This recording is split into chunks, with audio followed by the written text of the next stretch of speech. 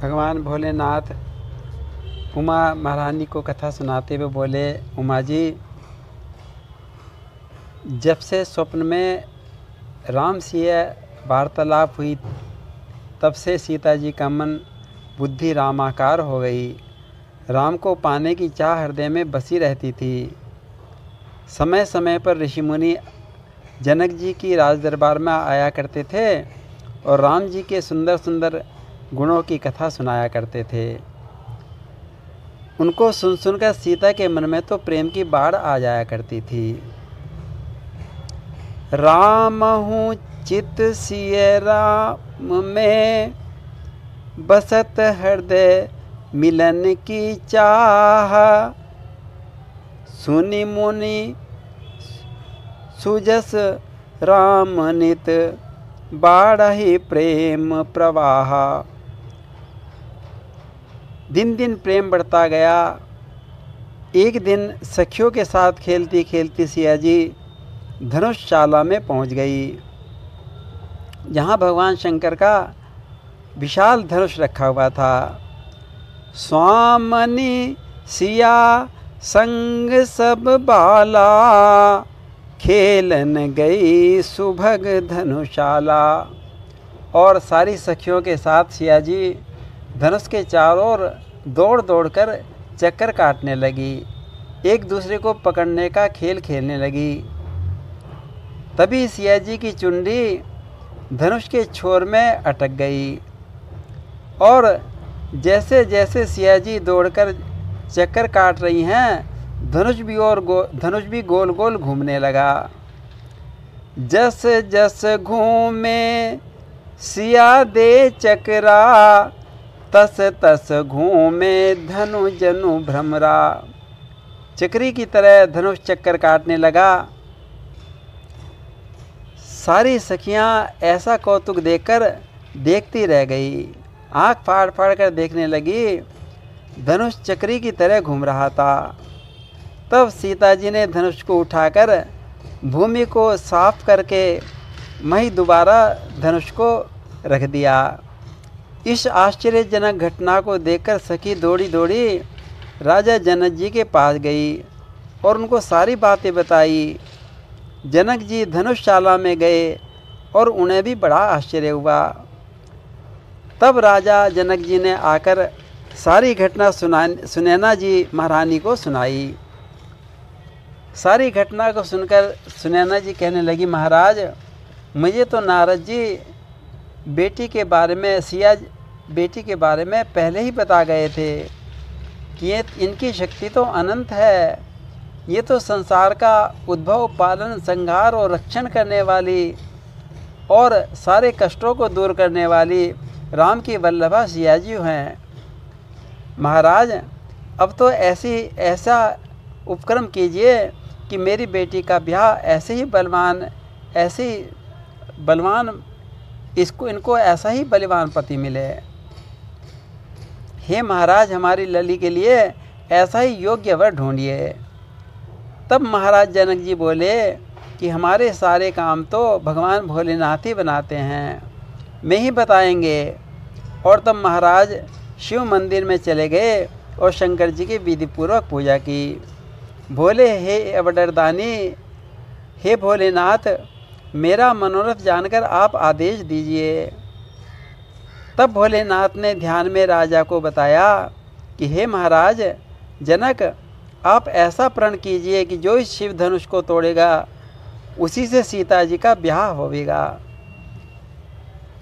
असपन करहु सुनवु नर पाला, जो यह तोड़े धनुष विशाला।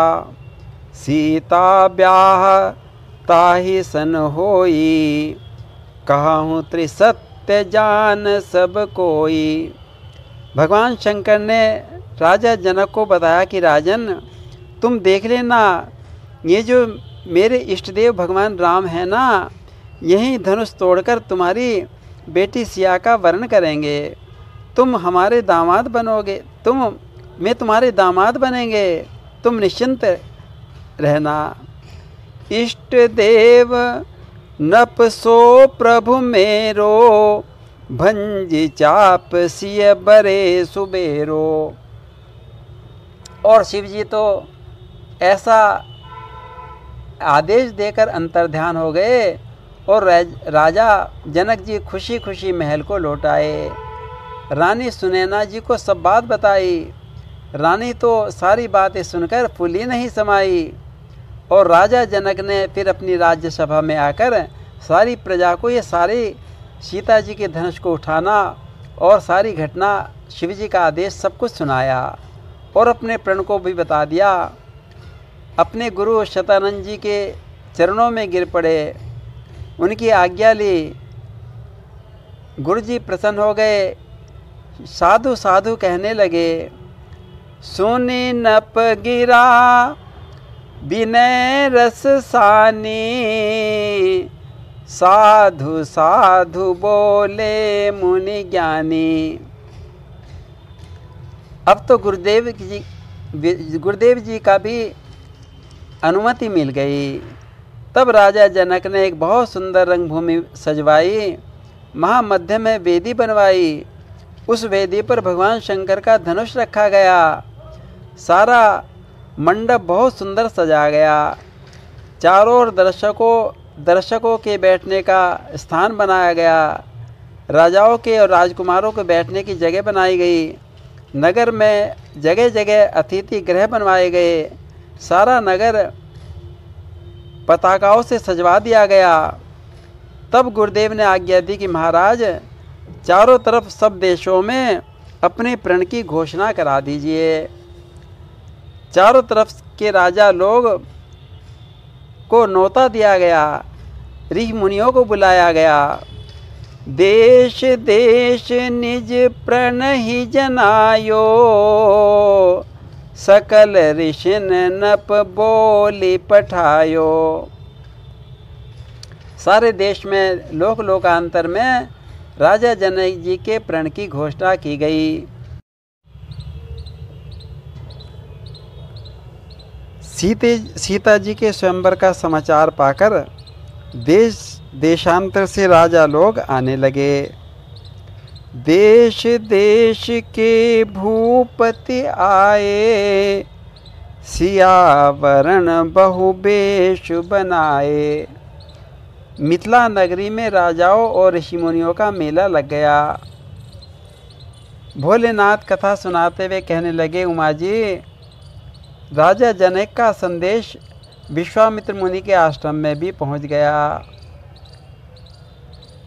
अगले दिन मुनि को मिला यह सुंदर संदेश, धनुष महोत्सव के लिए बुला रहे मिथिलेश। जैसे ही मुनिराज के पास संदेश पहुंचा, मुनिराज पढ़ने लगे, तभी दौड़े दौड़े राम और लक्ष्मण वहाँ पर आ गए। हे गुरुदेव, ये संदेश पत्र कैसा है, कहाँ से आया है, हमें भी बताइए। तब विश्वामित्र जी ने सीए स्वयंवर की सारी बातें बताई। राम लक्ष्मण जी बोले, गुरुदेव, हम भी आपके साथ चलेंगे, मिथिला का उत्सव देखेंगे। बस फिर क्या था, राम जी ने मुनिराज का कमंडल उठा लिया और लक्ष्मण जी ने तो आसन लपेटना शुरू कर दिया और चलने के लिए तैयार हो गए। तब मुनि विश्वामित्र जी कहने लगे, अरे कुमारों, ऐसे कैसे चलेंगे, ये महाराज जनक का उत्सव है। ना तुमने कुछ खाया है, ना पिया है, ना तैयार हुए हो, ऐसे थोड़ी होता है। बहुत दूर चलना है, रास्ते में और भी बहुत सारे काम करने हैं, अब तुम तैयार हो जाओ। मुनिराज विश्वामित्र का वात्सल्य प्रेम उमड़ पड़ा। अपने आश्रम की कपिला गाय का दूध मंगाया, दोनों राम लक्ष्मण को पिलाया। देखो लाडलो, यहाँ आश्रम की बात और है, वहाँ तो तुम्हें अवध राजकुमार बन के चलना पड़ेगा। ऐसा कहकर दोनों कुमारों का सुंदर श्रृंगार कराया, तिलक लगाया, सुंदर सुंदर वस्त्र और आभूषण पहनाए, पैरों में स्वर्ण की जूतियां पहनाई और तीर कमान उनके कंधे पर लटका दिया। और तीनों मुनिराज के साथ दोनों राजकुमार चलने के लिए तैयार हो गए। तब मुनि सादर कहा बुझाई, चरित एक प्रभु देखिए जाई। धनुष यज्ञ सुनि रघुकुल नाथा, हर्ष चले मुनि बर के साथा। तीनों बीच में महामुनि विश्वामित्र जी और इधर इधर राम लक्ष्मण अब तो चल पड़े। बोलिए सियावर रामचंद्र महाराज की जय।